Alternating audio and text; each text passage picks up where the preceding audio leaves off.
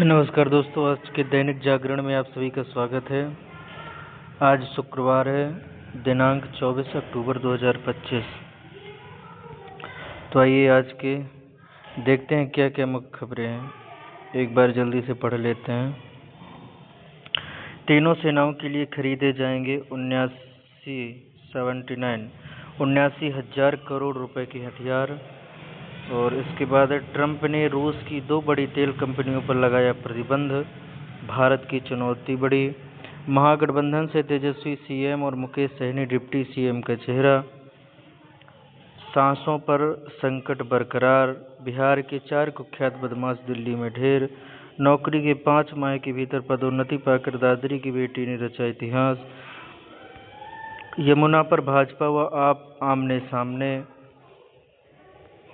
छठ पूजा में घर जाने के लिए नई दिल्ली समेत रेलवे स्टेशनों पर उमड़ी भारी भीड़। कोर्ट के आदेश पर चांदनी चौक में सीलिंग शुरू, 8 दुकानें सील। 10वें पातशाह के चरण सुहावे संग पटना साहिब के लिए रवाना हुआ जत्था। बिहार चुनाव में हिंसा फैलाने की साजिश रच रहा था गिरोह। नदी से गाद निकालने को आ रही फिनलैंड की मशीन। राजधानी में रात्रिपाली में काम कर सकेंगी महिलाएं, अधिसूचना जारी।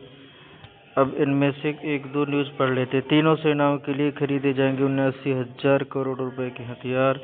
इसको पढ़ लेते हैं, क्या है इसमें।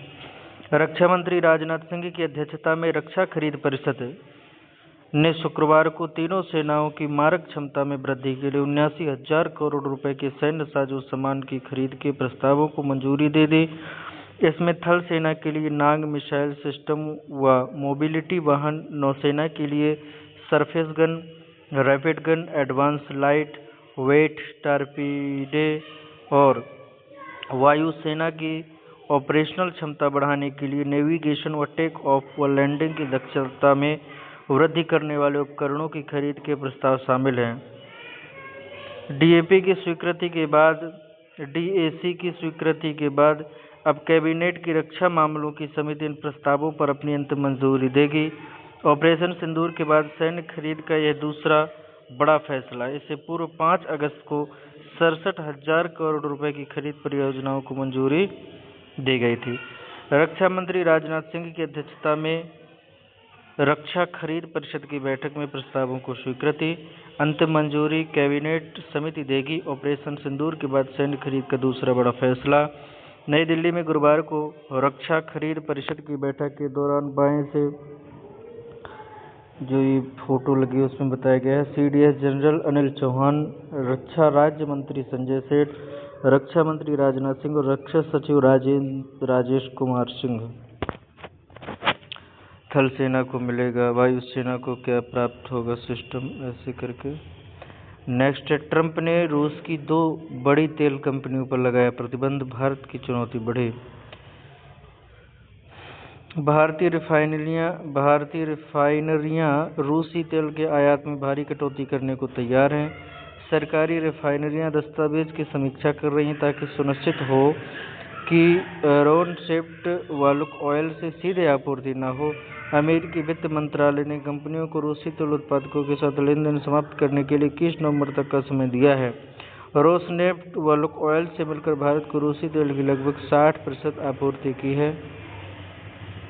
बिहार के 4 कुख्यात, ये तो खास नहीं। सांसों पर संकट बरकरार, नौकरी के 5 माह भीतर एससीबी। यमुना पर भाजपा, वायु गुणवत्ता में थोड़ा सुधार लेकिन देश में 10 सबसे प्रदूषित हवा वाले शहरों के पास Haryana.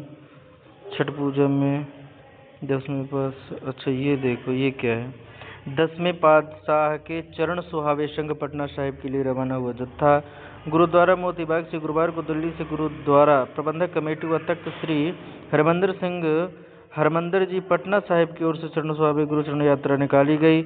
Air chief marshal Amarpreet Singh व केंद्रीय पेट्रोलियम एवं प्राकृतिक गैस मंत्री हरदीप सिंह पुणे ने जत्थे को रवाना किया। गुरु गोविंद सिंह जी महाराज और माता साहिब कौर के पवित्र जोड़ा साहिब को लेकर नगर कीर्तन के रूप में निकली यात्रा का राजधानी में कई जगहों पर अभिनंदन हुआ।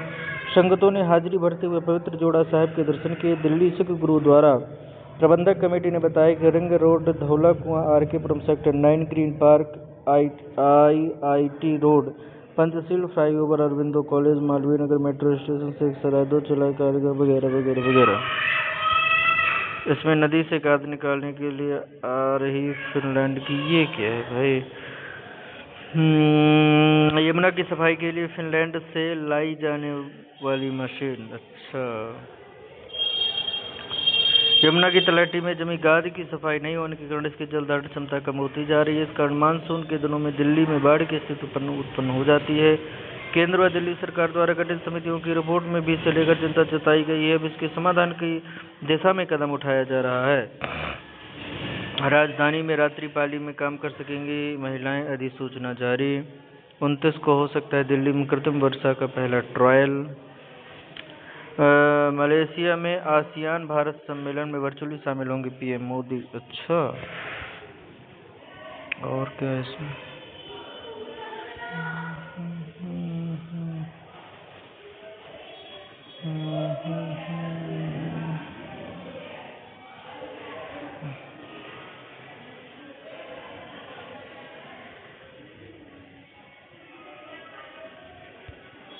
अब वीडियो को रोक के पढ़ भी सकते हो।